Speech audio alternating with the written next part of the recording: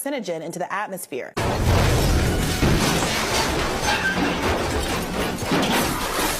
Which includes the lives of animals, people, and Mother Earth herself.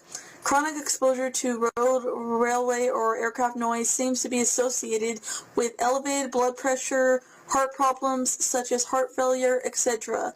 In fact, noise, light, and vibration pollution due to railways have been observed to reduce the abundance of richness in some insects, amphibians, reptiles, and birds, and to cause avoidance behavior on predators. Noise can affect communication among bird species that use calls or songs to attract and bond with mates, defend territories from rivals, maintain contacts with social groups, beg for food, and warn of danger from approaching predators. This disturbance can cause birds to accelerate hatching, abandon their nests completely or territories, or occupied territories, and leading to hearing loss among